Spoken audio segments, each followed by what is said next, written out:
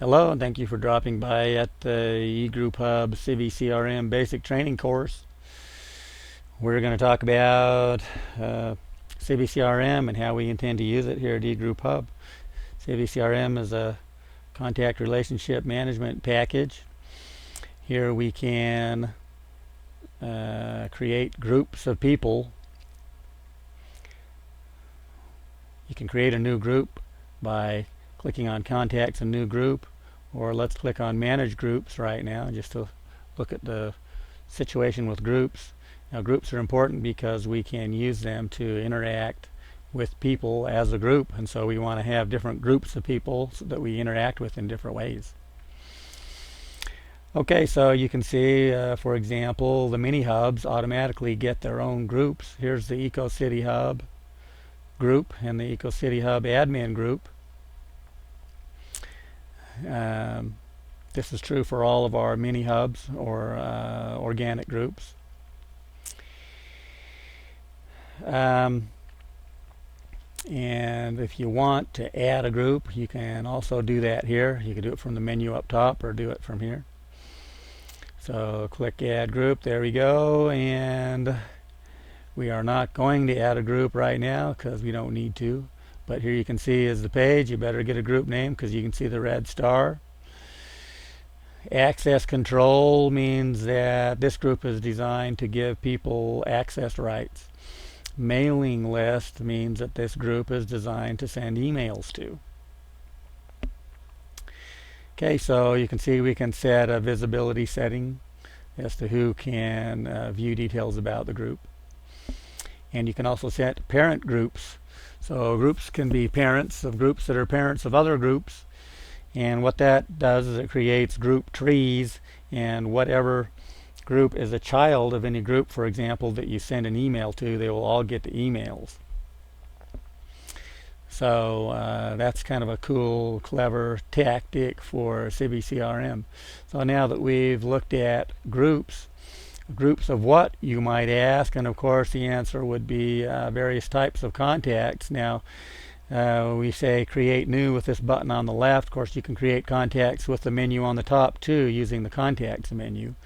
You can create a new individual household. These are types of contacts. But I don't think an activity is a type of contact or an event. But these items at the top, individual, household, and organization, are types of contacts. Now, organizations and memberships are specifically related, and individuals can be assigned to be parts of households or organizations. Okay, so just for the fun of it, let's click on the individual button and see what pops up.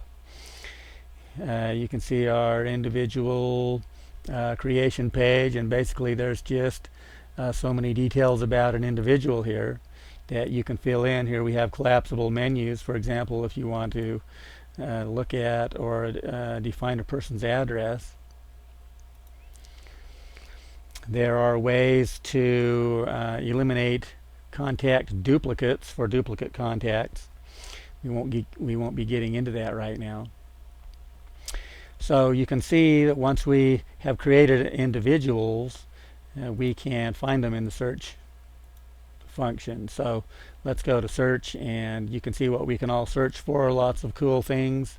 There's a lot of different civicrm items, but we're dealing with contacts right now. So let's search for a contact, and what we're going to search for is a contact named Test, only it turns out that the name doesn't have to be identical to that word. It just has to be somewhere similar.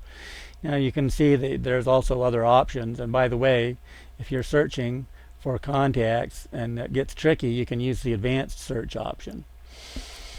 Okay, so you can search by contact or group or by tag. So tags and groups, by the way, are very similar. Tags are to give people attributes, and groups are to assign them to other groups of people. Okay, so let's just go ahead and search for this contact named Test, or with the email that's similar to the word test, and you can see we've got one. This is our test contact.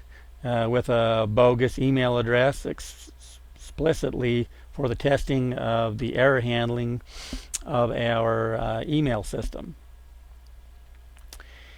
And so what happens is once you get here, you can click the little check button next to somebody's name and choose an action or something to do to that contact. So here's a lot of options. But what we're going to do now is add them. Of course, you could add them to an event or a household or organization, but we're going to add them to a group since you can mail to groups, mailing groups. Okay, so go for go, and here we go. And this is just a simple add contacts to a group page. Just choose your group. Okay, for example, mail test, which is the proper group for this guy. And just click the add to group and you'll be done. It'll be there.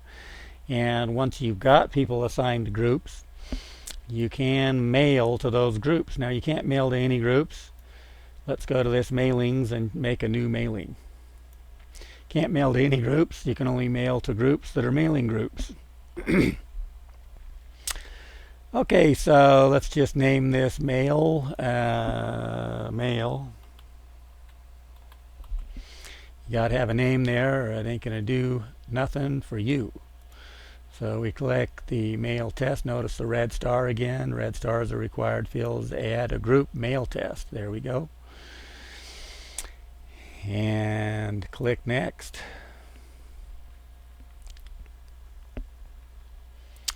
Up she comes, and it's going to give us track and respond options, which you probably are not going to care much about. But we may be able to track replies once we get that set up by clicking the checkbox here. That opens up a collapsible menu which gives you some more options. Okay, so since we're not going to do anything here, we're going to go ahead and click next.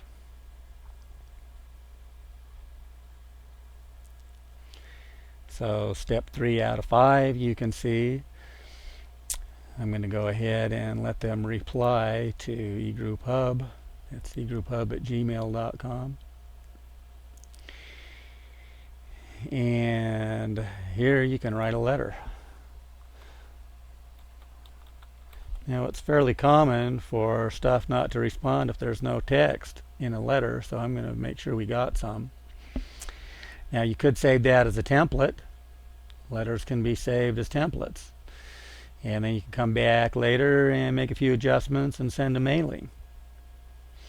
So you can put in, choose your own header or your own footer. These are standard footers, headers and footers. And go ahead and click next.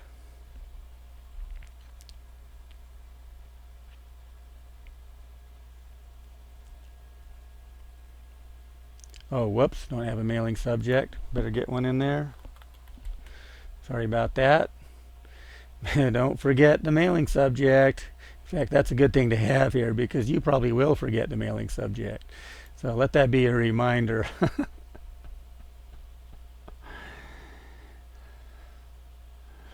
Okay, next step. New mailing. What this step is the actual step where you send the mail. You can click send a test mailing to send to just a specific address that you'd put in this box, or you can skip on to the next. So this is just for testing the mailing.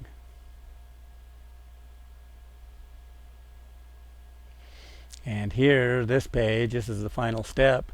You actually get to schedule or submit the mailing. Now if you press submit mailing, it'll mail as soon as it can, or you can choose a scheduling time.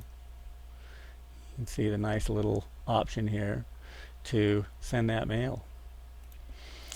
So that is our civicrm basic training, and I hope that you're happy with it and can use that information. Thanks for dropping by and watching our cool video, and have a great day.